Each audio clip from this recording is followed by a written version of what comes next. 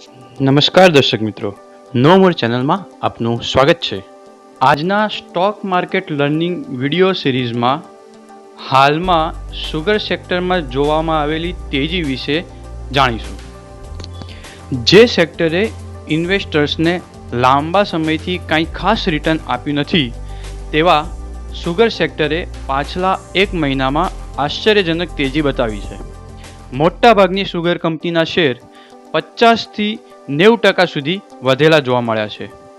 આ તેજી પાછળ મુખ્ય બે કારણ માનવામાં આવે છે।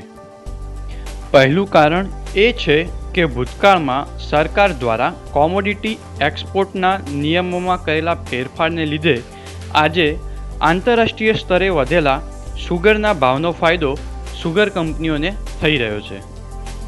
તો વળી દુનિયાના સૌથી વધુ સુગર પ્રોડક્શન કરતા દેશમાં ભારત બ્રાઝિલ પછી બીજા ક્રમે છે, પરંતુ એગ્રીકલ્ચરલ એનાલિસ્ટોએ 2021-22માં બ્રાઝિલના સુગર પ્રોડક્શનમાં 20% સુધીનો ઘટાડો થવાની આશંકા વ્યક્ત કરી છે, જેના લીધે ભારતની નિકાસમાં હજુ ભવિષ્યમાં સારો એવો વધારો જોવા મળી શકે એમ છે।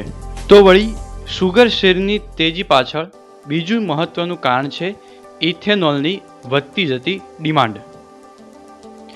ઇથેનોલ એ સુગર પ્રોડક્શનની બાય પ્રોડક્ટ છે। આ ઇથેનોલનો ઉપયોગ પેટ્રોલ ડીઝલ સાથે મિક્સ કરીને ફ્યુઅલ તરીકે ઉપયોગમાં લેવામાં આવે છે।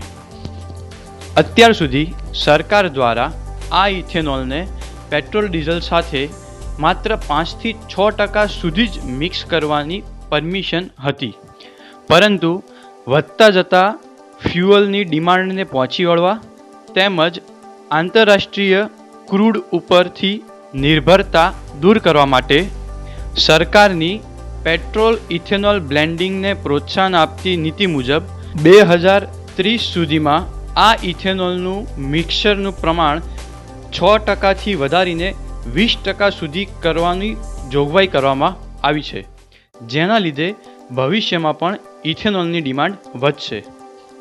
અત્યાર સુધી સુગર કંપનીઓ પોતાના કુલ રેવન્યુમાંથી 85% રેવન્યુ સુગર સેગમેન્ટમાંથી અને બાકીના 15% રેવન્યુ ઇથેનોલમાંથી મેળવતી હતી, પરંતુ ઇથેનોલ બ્લેન્ડિંગ મિક્સર પર્સન્ટેજ વધવાને લીધે ઇથેનોલમાંથી મળતા રેવન્યુનું 30% સુધી વધારો થઈ શકે એવું છે, અને તેથી જ હવે ઇથેનોલ બ્લેન્ડિંગને લીધે સુગર કંપનીઓની પ્રોફિટેબિલિટીમાં ફંડામેન્ટલ ચેન્જ જોવાઈ રહ્યો છે। સુગર કોમોડિટીના ભાવમાં સાયકલિક વધારો ઘટાડો તો ચાલુ રહેશે, પરંતુ ઇથેનોલ બાય પ્રોડક્ટને લીધે કંપનીની કેશ ફ્લોમાં સ્ટેબિલિટી જોવા મળી શકે છે। વધુમાં સુગર મિલોની આવકમાં ઇથેનોલ પ્રોડક્શન વધવાને લીધે આ સુગર કંપનીઓના સ્ટોક્સ સાયકલિક સ્ટોક્સમાંથી સ્ટ્રક્ચરલ સ્ટોક તરફ બદલાઈ રહ્યા છે। આ બે મૂળ કારણને લીધે સુગર સેક્ટરમાં હાલ ઇન્વેસ્ટર્સનું ઇન્ટરેસ્ટ વધી રહ્યો છે, અને તેથી જ હાલમાં સુગર સેક્ટરમાં તેજી જોવાઈ રહી છે।